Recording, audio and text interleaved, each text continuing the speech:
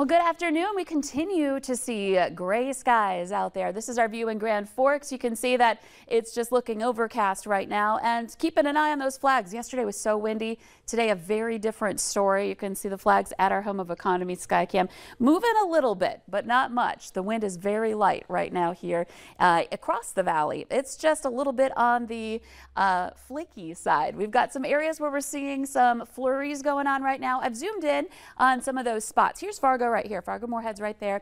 And then you can see there's just a couple of little blips on the radar here this afternoon down by Perham, just west of there along Highway 108 over toward the Dent area, maybe seeing a couple of flakes. And then some very light blue indicators here of perhaps a few flurries west of Fosston and down into that Polk and Mahnomen County line. So again, a few flurries here in the valley. We did have a report of some snow over in the Bemidji area.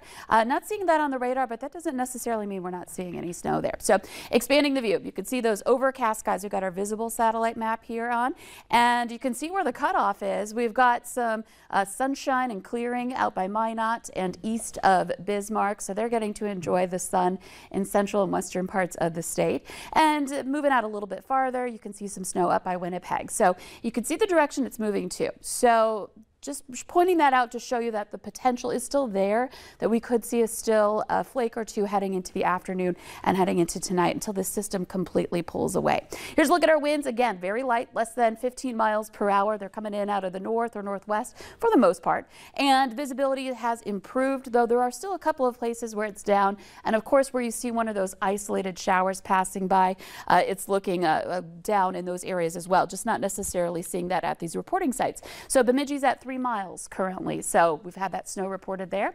And our temperatures, those of us in the south are more likely to be above freezing. We're at 35 in Fargo, still at or below freezing for most of us in the north. We are at 32 degrees in Devil's Lake, 30 in Hallock, and in Thief River Falls. So for the afternoon and evening, just be ready for more overcast skies. We'll continue to see some areas where we have a few of those flurries continuing into tonight. This is 11 p.m. and we're looking at temperatures sliding back below freezing at that point if they weren't there already in the northern valley. And you can see some clearing going on overnight and into tomorrow morning initially, and then it kind of fills back in. That's actually fog that may be developing with those clear skies. So we may start off with that Saturday morning before the clouds fill back in.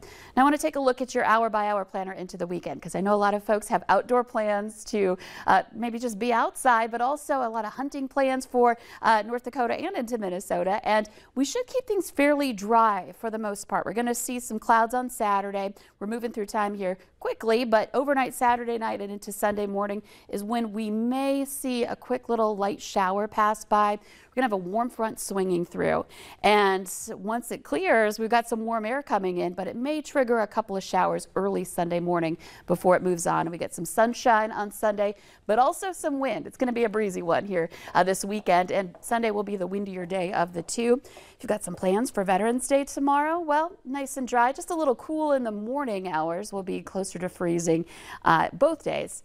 But watch next week. Look at that. We're looking at 50s coming up for next week, and some dry conditions too, some opportunities at some sunshine. Just looking pretty good coming up in the forecast. Yeah, and that Sunday, the 55 for all those hunters that are going to be out there. And couldn't really ask. I mean, you could ask for a little bit warmer, but more of a perfect time for this, November. Yeah, I would make sure you have a windbreaker or something like that, because it is going to be a little bit windy. I'm sure a lot of hunters might be active walking around, but if you're sitting in the tree stand higher up, it's going to feel a little cool up there if you're not properly dressed. Yeah, it definitely will. Lisa, thank you so much.